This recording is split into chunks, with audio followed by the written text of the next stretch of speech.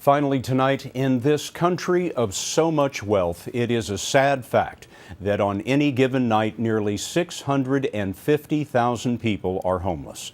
But Bill Whitaker tells us there is an army of volunteers out there determined to change that. Bruce Marzette was homeless for 25 years. In June, with his dog Elton, he moved into his own apartment in Hollywood. If you look around, you can see it's a person's dream, basically. A Vietnam vet suffering from PTSD, emphysema, and bipolar disorder, Marzette was living a nightmare, panhandling to survive in Venice, California. People say, "You lived in Venice?" No, I lived on Venice. I lived on the sand, I lived on the parking lots, I lived on the streets. Until early one morning when people like this entered and changed his life. They are volunteers with 100,000 Homes campaign, a nationwide nonprofit with the goal of putting 100,000 homeless Americans in permanent housing, the most sick and vulnerable first. On this morning, they were fanning out at 4 a.m. to survey the homeless of Pasadena. Where do you mostly sleep? Is this right here. right here? People like 55-year-old William Anderson. How long have you been out here? I've been out here 7 months, or just here in Pasadena. He used to haul goods from the port of L.A. in his own rig until 2.5 years ago.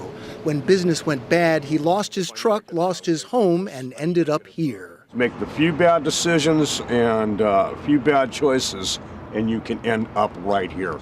They find people living in vans, in doorways, in parks. The average lifespan of someone who's homeless is 55 years. It shaves about 25 years off of someone's life. Becky Canis is director of 100,000 Homes. She says housing the homeless by tapping existing federal housing funds and VA vouchers saves communities money. When they're sheltered from the cold and rain, the homeless don't use emergency rooms as often or spend nights in jail for loitering.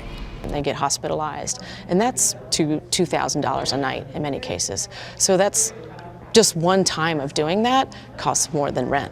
Jail's $75 a night. You know, most housing is maybe $35 a night. It's a dollars and cents argument that has persuaded 88 communities from Seattle to Phoenix to Bangor, Maine to participate in the program. The people who are on the streets are eligible for subsidized housing, but don't have often the wherewithal, the know-how to navigate these complex bureaucracies. They helped Bruce Marzette get his place. A third of his income from Social Security and VA pension goes toward his $820 a month rent.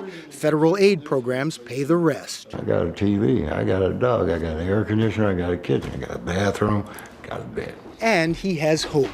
In the last year, the campaign has found homes for almost 11,000 people. Bill Whitaker, CBS News, Hollywood.